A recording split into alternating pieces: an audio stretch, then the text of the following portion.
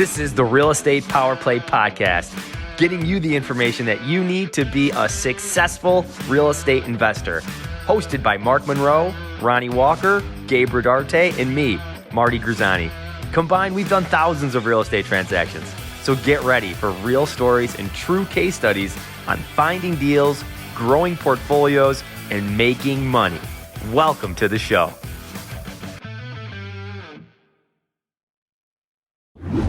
Hey guys, what's up? Welcome to the Real Estate Power Play Podcast, where we're coming to you just sharing the great knowledge of real estate investing and running a real estate investing business.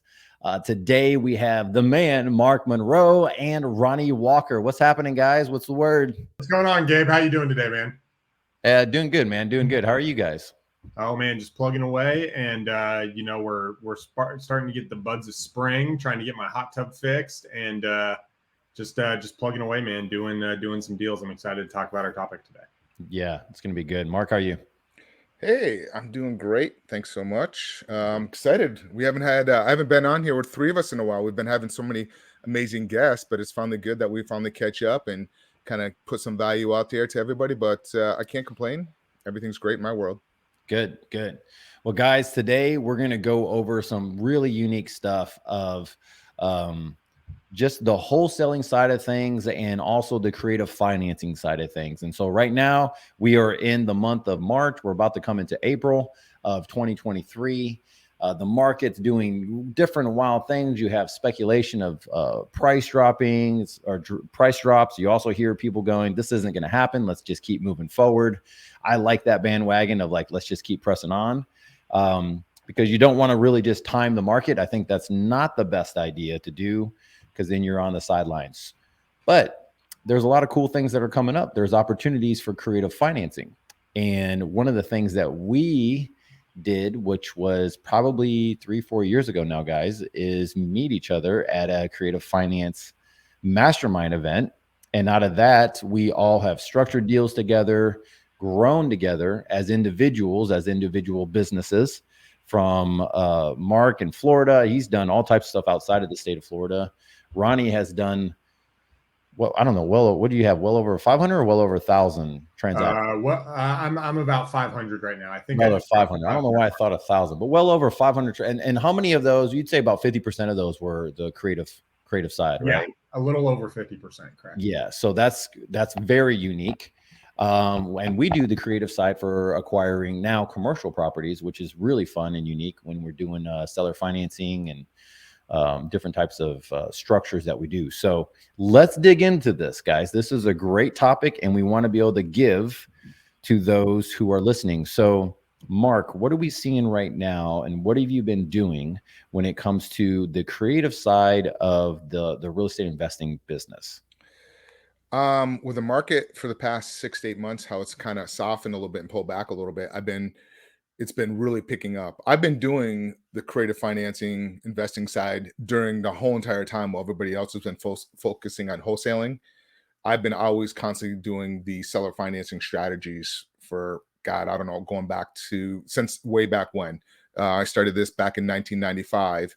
So I'm showing my age a little bit here. So, and I've seen it evolved over the years. And I see a lot of times, I see a lot of people shifting, coming into the seller financing world, the creative financing world that used to be wholesalers, shifting over, and we'll dive a little bit deeper. But a lot of people, they're coming in and they have no clue about some of the regulations and what they're doing, where they're just trying to look for assignment fee. But everything's great. I mean, I love this strategy because you're helping sellers out, getting them out of the situation.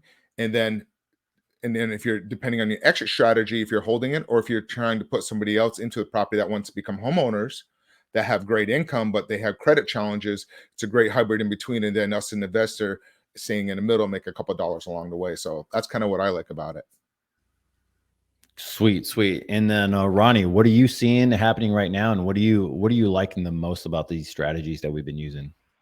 I think it comes back to what do you want to accomplish, and one of the end games in real estate is to hold property, right? Is to build assets, is to have cash flow that covers your expenses, right? I think that's a major milestone that people dream about on this journey towards financial freedom. And what creative financing allows you to do, it gives you a tool, it gives you a weapon really to come into the marketplace and solve different types of problems that the majority of people aren't talking about, right?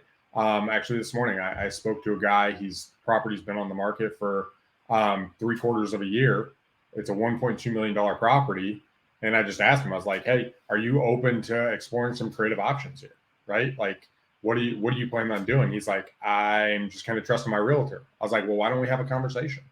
And what it does is it weaponizes you to be able to have strong conversations, to offer value in situations where people either feel stuck, while at the same time building up your portfolio of homes that aren't the ugliest in the neighborhood, homes that aren't, the nastiest property on the street. You can actually get some really sweet properties. You can pick up storage units and mobile home parks and commercial buildings, and let alone, single family 4-bedroom, 5-bedroom houses that are 6,000 square feet.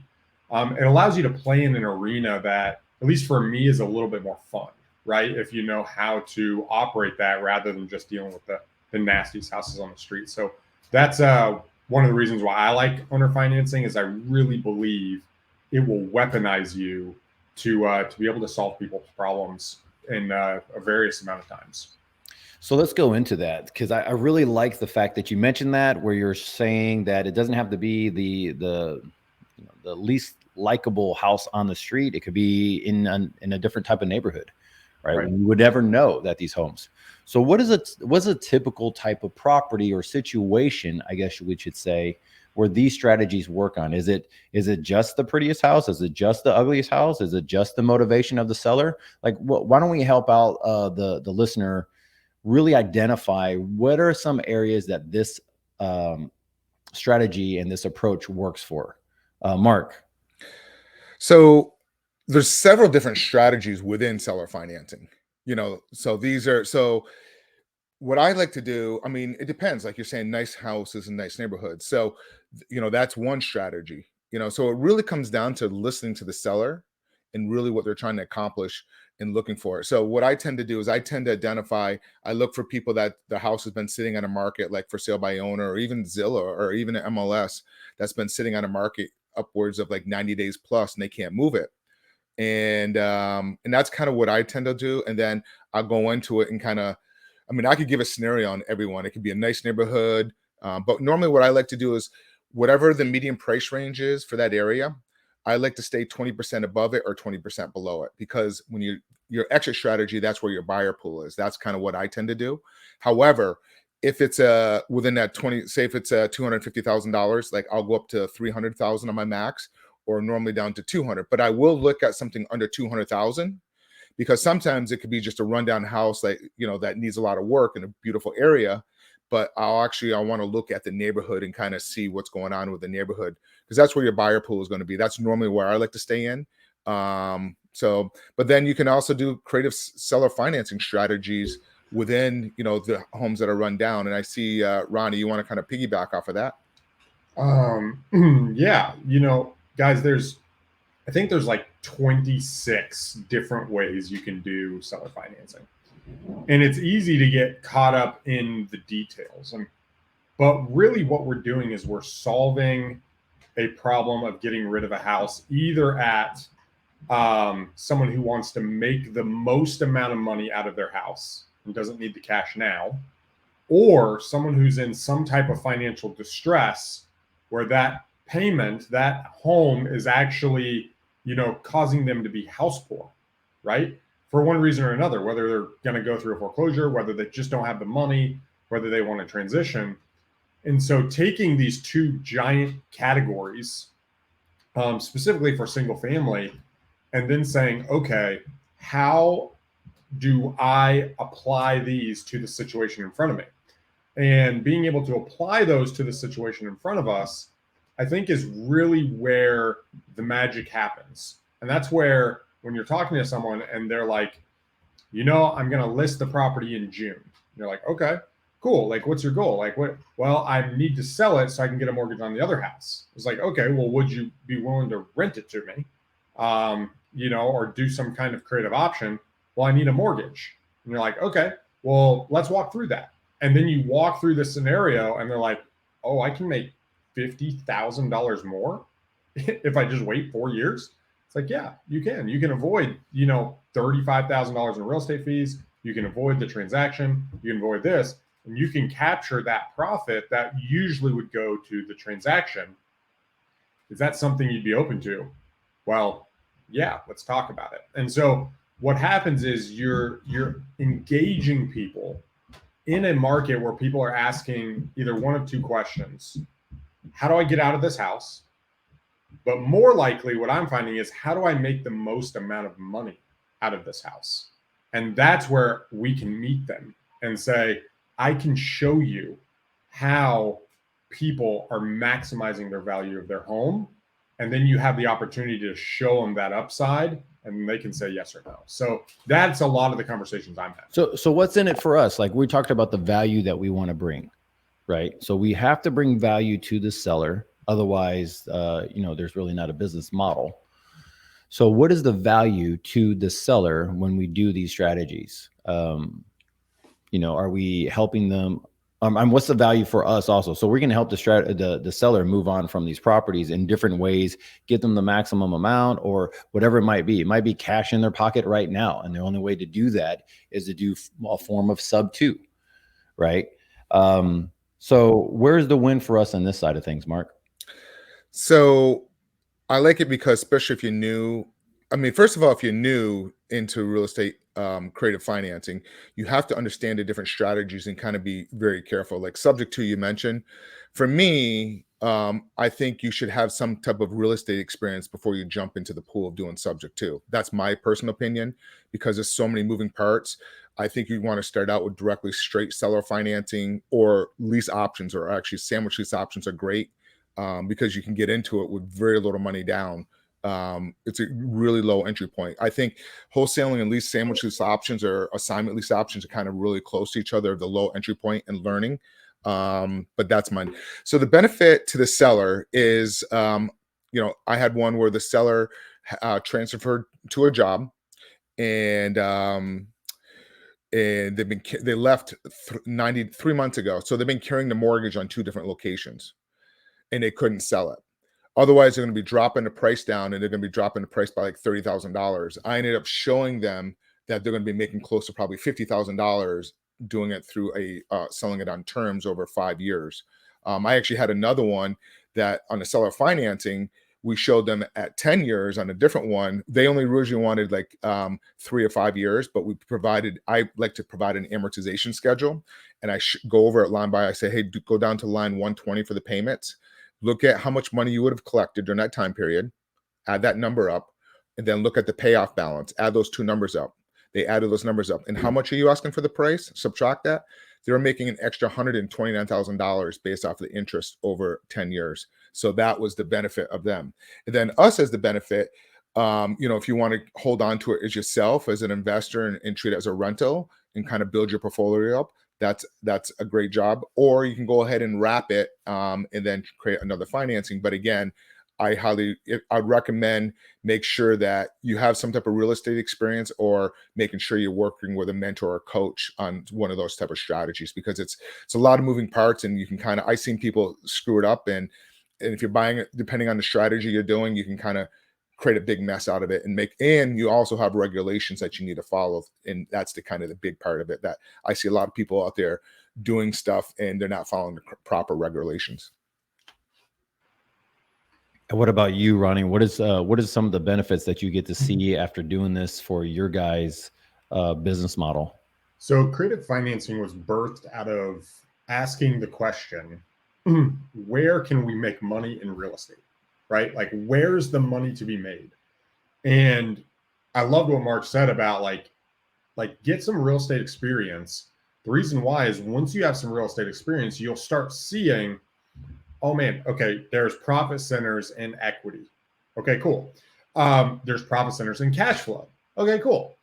There's profit centers in tax advantage. Oh, okay, cool. There's profit centers in appreciation. Oh, okay, cool. And so what happens is, if you understand these different ways that we make money as investors by owning property, the benefit to the investor is yo, I can pay full price. And actually, I can get the seller more than full price than they would get on the listing. But I can capitalize on some of these alternate profit centers outside of equity. And that's what we're looking for as investors when we're thinking creatively. What we're really doing is it's not actually all that creative. We're just asking, what are the non-traditional profit centers and capitalizing on those? So we're capitalizing on the ability to have cash flow by offering a convenience to the seller. We're capitalizing on the ability to gain appreciation by showing the seller that they can make money through interest. And so it's a trade-off.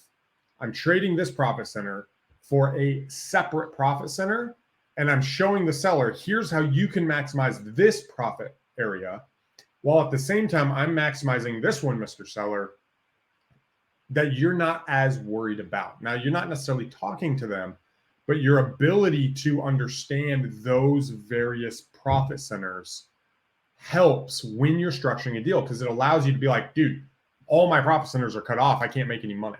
Or, you know what? He just cares about his equity. Like, he just wants his equity. Well, what do we want when we buy a property? We want cash flow, and we want to hold it, and we want to gain that appreciation, and we want cash flow. We don't care about equity.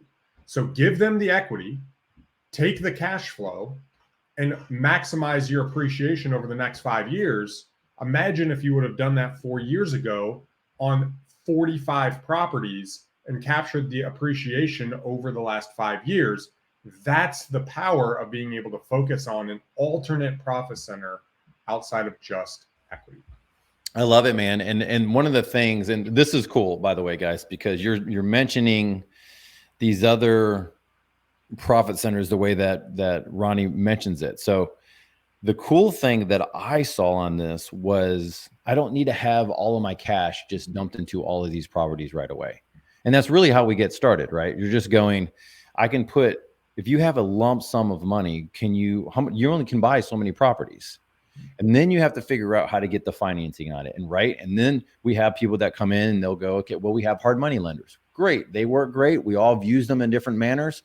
We have private money lenders. Great. We have traditional financing in some of the things.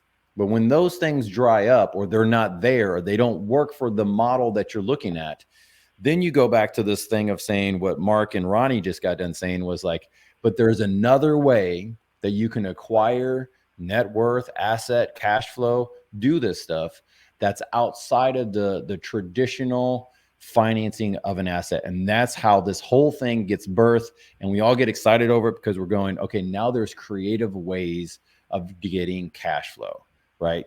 And so this is why we have this conversation, is because we're helping people really get the creative side of doing things. And it takes a little bit of time, right? Like, you guys remember your first one, it takes some time going, okay, I really don't know how the notes work.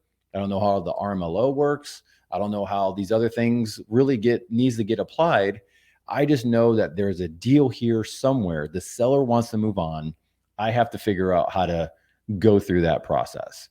So let's go there. So what happens whenever there's like, you have this traditional way? Do you guys have like a system? Because I know I kind of have mine where it goes by pretty quick and on the back of a napkin rather quickly. Now, when you look at it and you go, what are the numbers? Okay, so they owe this much. It's worth this much. They have an underlying lien of 3%, right? Something like that. What do you normally do, Mark, whenever you jump into this? Or are now you're at a place where going, I just love it so much, all of my stuff is basically creative? I've always been I would say 90% of my stuff is creative. Maybe 10% is wholesaling. So, what I tend to do, and I have my, JVs or who I'm working with or whatnot, is when they're going through and asking about the property, I always ask this one question. And this one question will always tell you if they're going to be open and creative. Would you be willing to rent the property to us for a few years? Then we close on it. We'll take care of the maintenance and repairs up to like $3,500. Anything more than that, most likely, is homeowners insurance. If they say yes, then you know they're going to be open to some type of creative. It could be a lease option as aka rent to own. It could be straight seller financing. It could be agreement for deed. It could be subject to any of those. So that's how I usually can go into it and find out like what they're trying to do. Now, going to how I underwrite. That's golden, by the way. Say that line again. I think it's a great line. So would you, when you're going through, you're asking about the property, you know, you want to, first of all, always build a rapport with the person. Right. I'd say 80% of my conversation is like just building rapport, nothing to do about the deal, nothing to do about the real estate, just getting to know them, because you're building rapport about why they want to do business with you. Then you're asking about the property. Tell me about the property, how long, you know, the size, blah, blah, blah. Even though all that stuff is mainly online, you're just building a relationship. Then in there, I always say, hey, it sounds like a nice property. Why don't you list it with a realtor? Because then you always can find out, that's going to tell you a lot about the property. Then you also say, hey, it sounds, you know, would you be willing to rent the property to us for a few years? And then we would close on it. We'll take care of the maintenance and repairs up to like $3,500. Anything more than that, most likely homeowner's insurance. Would you be willing to do that? If they say yes, then you know they're open to some type of creative financing terms. That's the other thing. But back to what you're saying before, you know, I just did a deal locked up not even a month ago where she just purchased things in January and her interest rate is at 6.5%. Yeah. So Wow. yeah. And she's got no equity in it. In that market that actually dropped. So Wow. yeah. So the numbers you gotta like, so we're still doing that particular deal. However, there's no really big upside in the equity in that deal. So we're probably going to structure it in a way and then do an assignment to bring the person and structure it the right way to bring somebody into the property to help the seller and the buyer out. So that's kind of what we're going to be doing on that particular one, because there's no equity in it. There's no cash flow. I mean, $50 a month. And I've done that. I've cash flow $50 a month, but I have huge upside on the other end with like what Ronnie was saying before. So in creative, everything's a moving part, like what Ronnie was saying. Hey, you got this, you got to give on that. So you always have to analyze it. And so we use a good spreadsheet where I had my VA plug it in, and then from there I can determine on what creative financing strategy, because in some of these markets right now, you know, they want to sell it for top dollar, but their monthly payment and seller financing doesn't work for what the market rent is doing in there. And I've come across some of those. So instead of doing seller financing, I'm going ahead and do a rent to own and keep my payment at the rent to own market. So it depends on the market you're in also. So there's a lot of factors that go into it. It's, you know, it's funny. It reminds me, you said earlier about like figuring out how to do the deal. When I jumped in, my very first deal that I did, I was in Pleasant Grove, Texas. And I met at the guy's house, and there was a big party going on at his rental property that he was selling. There's a red light bulb. It was like 9 p.m. I walk in, there's people everywhere. He's like, they haven't paid in 2 months, and they got like this brand new huge TV, right? People everywhere. Well, we go back to his house, and I think we got there at his house at like somewhere between 9 and 9:30 after we walked the house. I walked through the conversation and philosophically got him on board. By the time that was done, it was about midnight. Then I had the paperwork, okay, because I brought all the paperwork with me. And I was there till nearly 3 o'clock in the morning.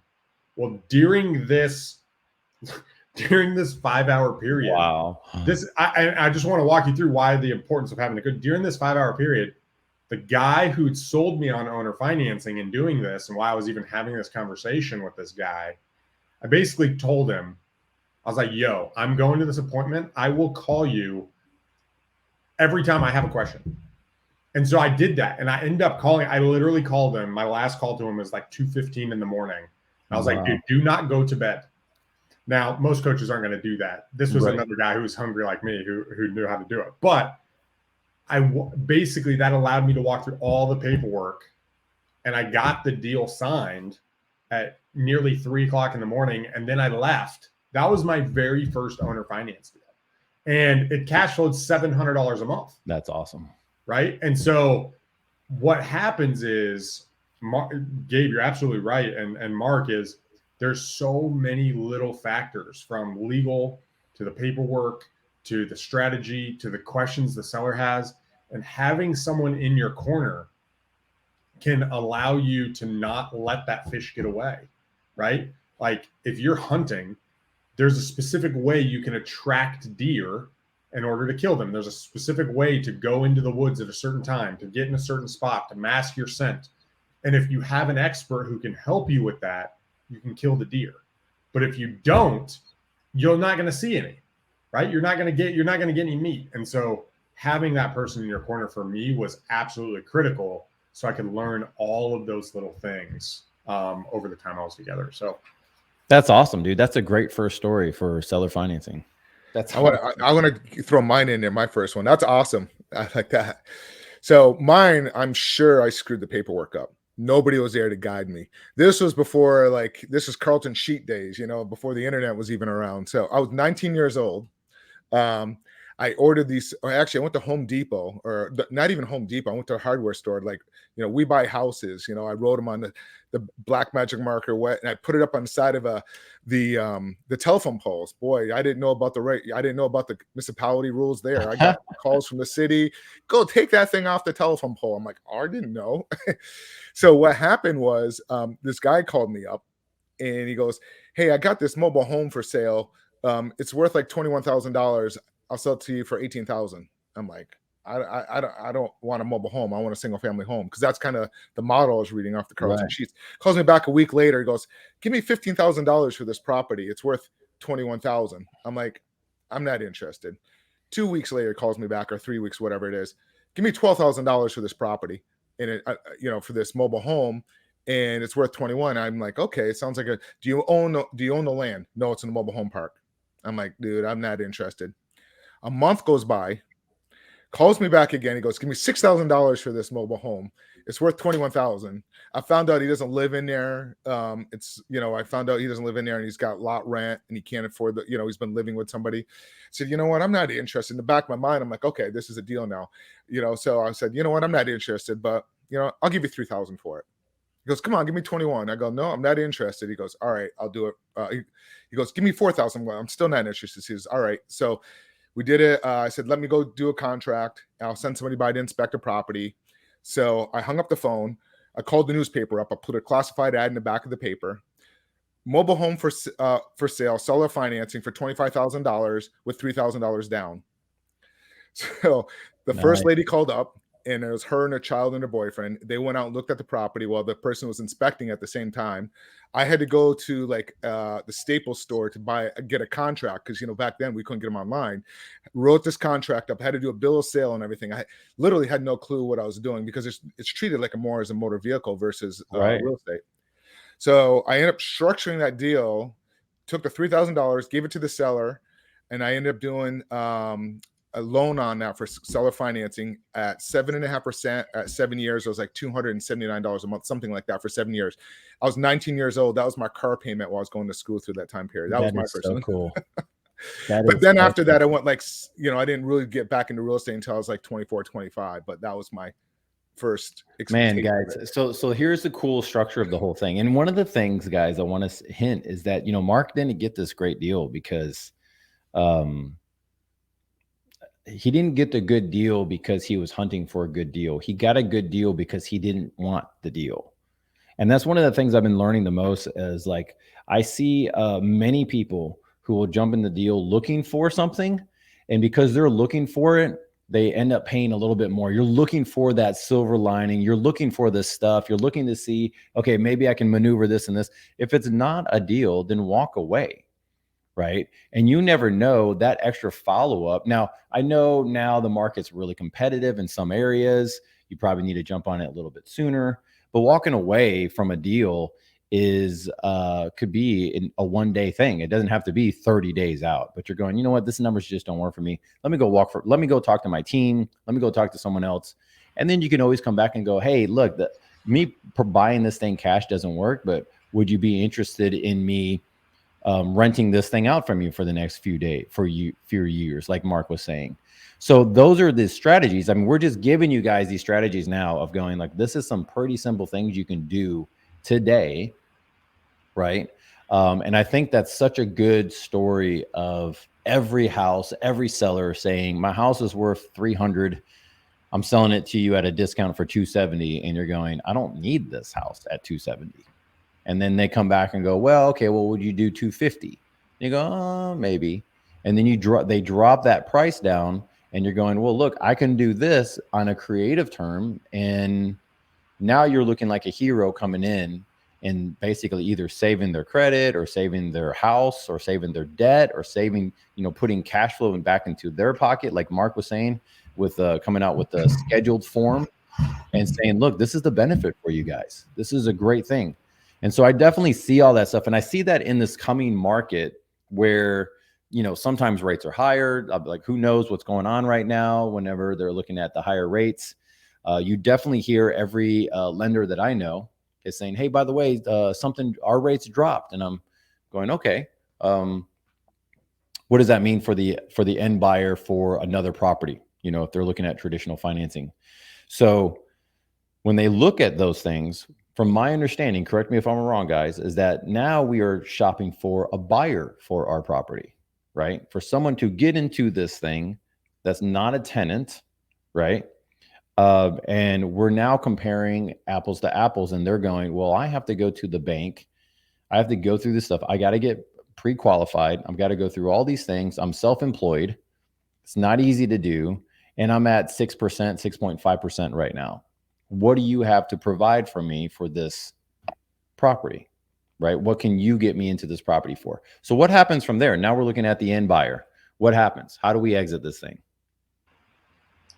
That's a great question. So the end buyer that we're looking for is someone who can afford the monthly side of the property.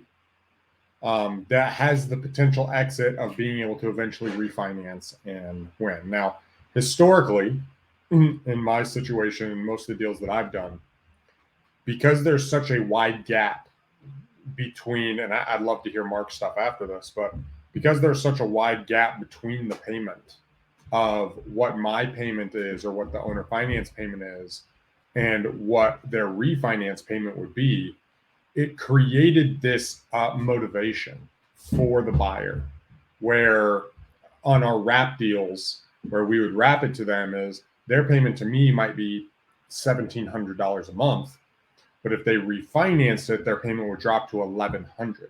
That's a pretty substantial motivation to get your stuff together and try to refinance, right?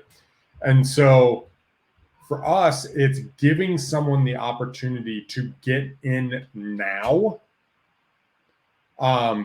wherever they're at with the family, with the promise that, they're going to set things up so that they can stay in this property long term. I'll give you an example. For me personally, I moved, I lived in Ireland for a little bit, and I moved back here at the end of COVID. Well, when I went to buy the property here, I negotiated an owner finance term. And the reason why I went into the owner financing was because of my situation with real estate. Right? I had a couple different companies. I wasn't taking a W-2. I was just taking draws. I was making enough money to cover it. Well, I negotiated an owner finance deal because lending was harder for me at that time. Well, jumping into that owner finance, now I'm not using any of my credit. I'm not using any of my own assets or credibility. I'm negotiating owner finance terms so I can get things set up to refinance later. And those are the people that we're going after to be able to help is, hey, we have this opportunity that's easier for you so you can know exactly what you need to set up later. Mark, I'd love to hear your thoughts on that. So the end buyer, you have to really look at like what your exit strategy is with the end buyer, because that's where a lot of the rules and regulation comes into play, because there's a lot of laws out there to protect that consumer. So years ago, but probably before you guys got into it, you had some investors back in the early 2000s that were taking people's large down payment, knowing that they couldn't qualify, and then evict them out and take their $20,000-$30,000. So there's been, and that was part of the 2008 collapse, had a lot to do with that. Besides Wall Street, a lot of mom and pop investors were doing the same thing. They're selling these homes through seller financing and make sure. So there's a lot of consumer protection laws in place. So if you're selling to a end buyer through a wrap, make sure that you do your homework so you make sure that you're in compliance. However, if you're selling it, and this is what I recommend in the beginning until you understand it, sell it to another real estate investor that's not going to be living it as a primary residence, and then you're exempt from all those type of regulations. So just make sure you do your homework on that. So back to, I guess that's kind of what I look at is like normally when I'm doing it, I normally don't wrap unless the property needs a lot of work. That's kind of because nobody is going to put a lot of money into a property. Like I had one that needed a whole entire roof, and this person I sold it to, who was a roofer, but I sold it to him through the investment process of it, through an LLC, so I didn't have to go through all those compliances. Now I have sold some where I do regulate, use a licensed RMLO, and it's going to be some extra fees to it, roughly about $2,000. And what they do is they just go through it and package it up just like if you're using a traditional lender like Bank of America or Chase. So you just need to make sure you have all the supporting documents for the federal compliance in the state and all those compliance issues to the end buyer. So I just want to put that out there because I see a lot of people out there doing this stuff and they don't know what they don't know. So hopefully this kind of makes sense. Or just hold it for yourself if you can. Hopefully, did I answer your question? I think I did. Yeah, totally. Like, what's the exit? So you're going to hold for yourself, or you can sell these things, right? Or like, how can you exit the property? Whether it's going to be hold for yourself normally means you're putting a tenant in there, right? Correct. So that's pretty cool. And then the other side is like, what's the exit on some of this stuff? And we just talked about that. So those were the two questions. Guys, I would like to go into a lot deeper, but we're going to be running out of time pretty soon. We're going to enter into a whole nother segment of this. I want to say thanks a lot, guys, for being on this call and doing this. Is there any final things you want to do and help those who are listening in this new section, maybe just get into creative financing for 2023? I would like to say something. If anybody's listening to this and you're new in wholesaling, all three of us here buy these type of deals. So no matter where you're at in whatever market, and if you come across a deal that a seller is open to some type of seller financing, reach out to one of us. We'll be more than happy to kind of buy that deal from you and walk you through that process and pay you an assignment fee. I know everybody here would do it if the deal makes sense to us. So, and then Gabe, you did say something that was gold, and about not doing a deal, throwing a deal away, doing that boomerang and coming back. 70% of you from my deals come from the follow-ups that I originally don't want. That's so good. Don't be desperate, because a seller can tell when you want a deal. If you don't have a deal, you're like, oh my God, I got to get a deal. I got to get a deal. Don't do it. Walk away and do your follow-up. But yeah, thank you so much. This is great. Yeah, Ronnie. This has been good. Ronnie. I love it. I want to piggyback on that too, is walking away from a deal doesn't mean walking away from a conversation. And I think that's really strong. Is for me, for a long time, I thought walking away from a deal was like cutting off the conversation. I can tell you I'm not interested, and then I can still provide value, right? I can tell you, hey, you know what, this one's not for me. How would you do that? What's that sentence or a few sentences? Like, what is the? Yeah, it's as simple as, hey man, so most people I talk to, I don't buy every deal. This one looks like it's not going to be something that I'm actually interested in. But tell me what you're trying to accomplish. I'd love to just help you out since we're on the phone. Like, this is what I do. And so what it does is it removes the pressure of a deal happening right now. And what you'll find, it's like a Jedi mind trick almost, because what you'll find is it reshapes the entire conversation, where like 20 minutes later in the conversation, they'll be like, well, what would it take for you to do it? And you're like, I'm probably not your guy, man. Like, honestly, like I'm not really that interested. Well, and now they're trying to pull it out of you because they trust you, because you actually gave that. So this is called the reverse. So it starts from you. So most people start with the push conversation, and then you reverse it into a pull conversation. Correct. Right. Yeah. You just, you basically do that. You push them away, and then you draw them back in with their motivation. Right. And so dude, I'm not really interested, but what are you trying to do? Well, I'm trying to do this. And now they get closer to you, but your barrier is up now. And so now they're trying to get through your barrier. And that can happen over multiple conversations. I had one recently, and we'll end with this, is I made an offer and the guy's like, nah. I was like, you know what, this one's not going to be a good deal. He's like, okay, you mentioned private lenders. How can I be one of those for you? Right. And I was like, well, that's a whole nother conversation. He's like, well, I've wanted to invest in real estate, but I don't want to own rental properties. I was like, the cool thing is that's exactly who I work with. The bad thing is I don't know you yet, so we need to have a few conversations. Right. And he's like, oh man. And we set up an appointment for 2 weeks later. We talked, and just by doing that, he's way more interested. And so anyway. Yeah. That's gold. That's golden. 100%. It all is that's good stuff. 100%. Nice job there, stuff, man. I'm glad I asked that question. Guys, thank you so much for doing this. I just love giving back value on the many lessons that we learned. Hopefully we're able to give back to those who are listening, to the audience. On behalf of Mark, Ronnie, Marty is not here today, and me, thank you so much. If you like this, share it. If you have any questions, or you want us to go over other topics or other guests, let us know. We'll bring them on. All right, guys. Take care, guys. Peace. This has been another episode of Real Estate Power Play, guiding real estate entrepreneurs to a brighter future. If you liked what you heard, consider subscribing wherever you listen to your podcast, or follow us on YouTube at Real Estate Power Play.